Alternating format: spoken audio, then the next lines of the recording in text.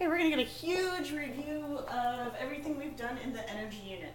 And I feel like in AP Chemistry, the change of enthalpy of reaction relates almost all the problems. And that's part of the reason it's so confusing, is because, you know, sometimes you're asked for the change of enthalpy of reaction and you have to use Hess. And you see that there's some enthalpies of formation there that you can use to get to Hess. And, you know, since there's so much overlap, sometimes it's hard to see, you know, when do I use the different ways of solving for this? You know, what am I supposed to do when all of these different ways can get me to my answer? So, real quick, the difference between what all these are used for is the first one, you can figure out how much heat is either released or taken in during a reaction. That's what change of enthalpy of reaction is, using the enthalpy of formation of products and reactants. So this would be, say, how much heat is given off when I form these products, how much heat is given off when I make these reactants from their elements, right? And then what's the difference between the two? That's what this is. Enthalpy of formation of products minus enthalpy of formation of reactants. Your clues that you will use this format is if you have all the enthalpies of formation of the reactants and the products, and we know forming a mole of an element in its standard state under standard conditions is 0 kilojoules, because enthalpy of formation is how much energy to form a mole of something from elements. So, for example, if you're going to say how much energy does it take to form a mole of O2 gas at standard conditions, well, you start with the element, which is O2, in its standard state, which is gas. Okay, no enthalpy is required to change oxygen gas to oxygen gas. Okay, so if you have enthalpies of formation, possibly use this one. For Hess, Hess is how much heat is released in the first step, how much heat is released in the second step. Add this 2 steps up, and that would be your total heat for the reaction. Your clue that you're going to use Hess is that you're given some steps of the reaction. They're written out on your paper, and it tells you the heat released per step. Also, enthalpies of formation, if you're told the enthalpy of formation, you know you're making a mole of the product from its elements, and if they give you that heat change, it's a way to give you one of the steps for Hess. For enthalpy of reaction from this guy, we keep it pretty simple in AP Chem. We ignore anything else that can affect enthalpy, so we can just say this is joules and this is joules per mole reaction. It's as simple as we're gonna, or as complicated as we're gonna get. So if you see a change in temperature, the only time in AP Chem that we're changing temp is when we're using this guy. So we're changing the temperature of something. It depends how much of it we're changing, the mass. Depends what substance we're changing, so how many joules per gram degree Celsius, and that'll tell us how many joules are required. So once you have your joules, divide by how many moles were reacted, and that'll give you your enthalpy of reaction. So how many joules, how many kilojoules per mole of reaction.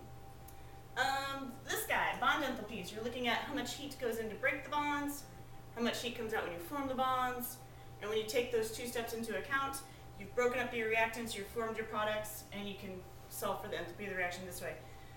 You'll be given bond enthalpy, so that's your clue that you'll use that one. And you can also figure out change of enthalpy of reaction using this equation. Here you'd have to have some Gibbs values and you'd have to have entropy values, right? And that would be your clue. So let's do a bunch.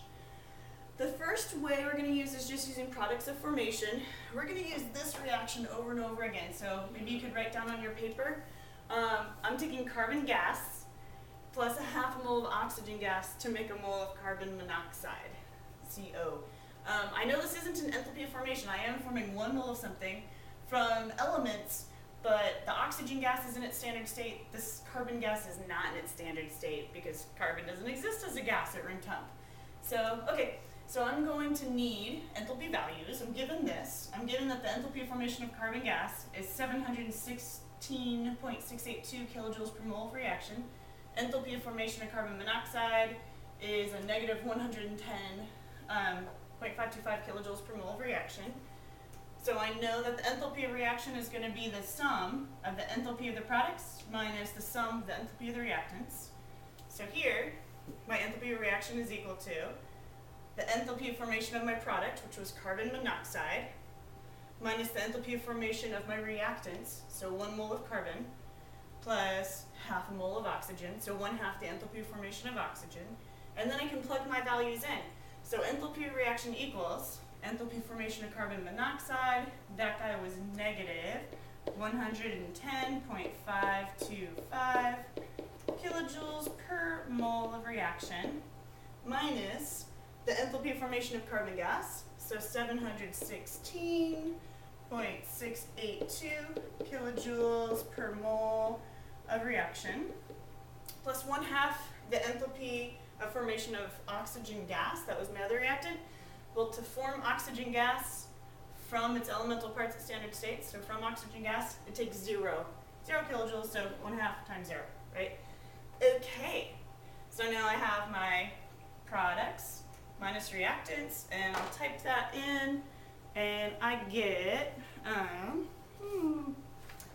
a negative 827.207 kilojoules per mole of reaction.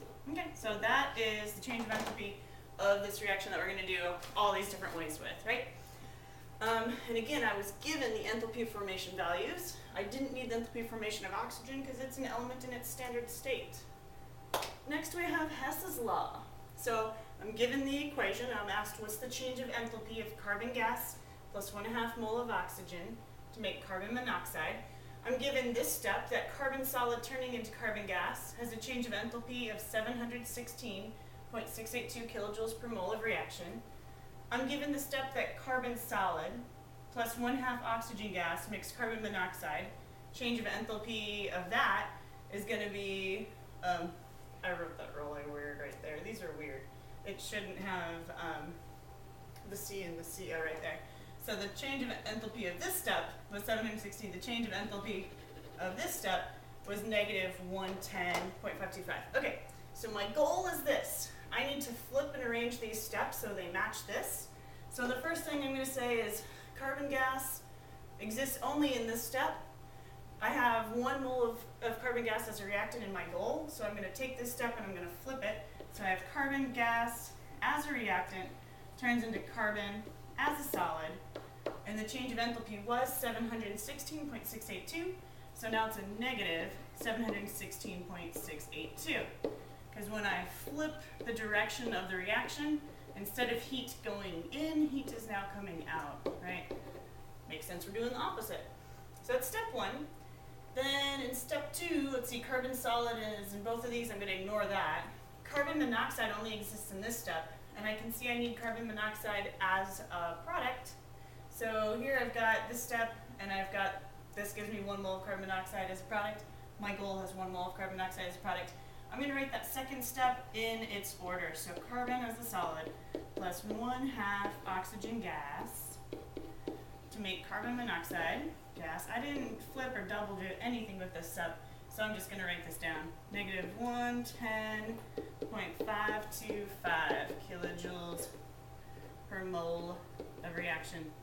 Alright, and I want to make sure I actually got my goal step. So I made this mole of carbon solid, and then that mole of carbon solid reacted, so that's gone.